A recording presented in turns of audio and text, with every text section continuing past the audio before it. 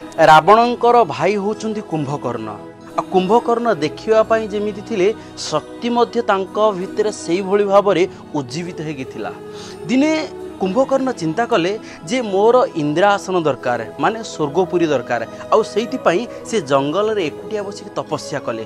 तपस्या एवं साधना एते उच्च स्तर को चली जाइथिला जे निजे ब्रह्मा मध्य चिंता कले मते जीवा पई पड़िबो एवं कुंभकर्ण को मते इंद्रपद दबा पई पड़िबो माने इंद्रासन दबा पई पड़िबो।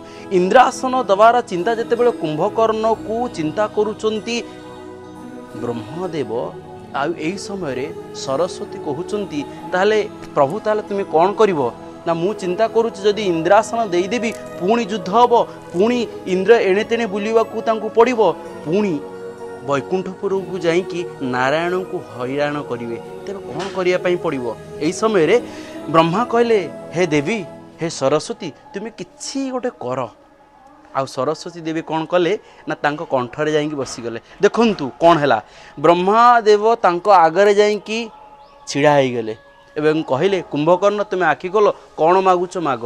यही समय कुंभकर्ण आखि खोली कहउचंती जो मन जो भावधारा एवं जो चिंतन दिने भाबीथिला साधना करुथुला एवं तपस्या करुथुला काहेकि ना मु पाइबी इंद्रासन किंतु माँ सरस्वती जानी पारी थिले जे कुंभकर्ण काहेकि तपस्या करुची जड़े राक्षस तपस्या करिवार साधना करिवार एवं उद्देश्य कौन माँ जानी पारी थिले। माँ बसिला बेले तांको कंठरे सेते बेले केमिति बसिले ना रुष्ट भाव रे बसिले। कुंभकर्ण कंठरु कौन बाहरिला इंद्रासन नुह निद्रासन। देखंतु आमर जदि उद्देश्य महत् रहिछि ना तेबे आमे साधना करुथिले साधना न करुथिले आम पई भगवान उत्तम फल निश्चित भाव रे देबे। जदि आमर उद्देश्य किछि भूल रही जाइछि ना आमे जेते बड़ साधक हेले भी जेते बड़ तपस्वी हेले भी से आशीर्वाद से कृपा बेले बेले अभिशाप रे परिणत हो जाए। आपण मान लक्ष्य करिथिबे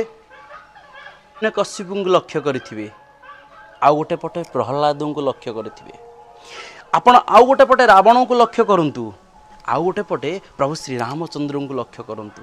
आमे कहिबानी कि ये होचुनी राक्षस ये होचुनी भक्त भगवान से कथा अलग कथा किंतु जेते भी राक्षस जेते शक्तिशाली होचुनी समझे तपस्या करी होचंती कर्म कले फल मिले कि से फल को आमे क्यों भाव रे व्यवहार करछे ताहा ही आम जीवन एक बड़ रेखा होकर रही रहुची। राधे राधे।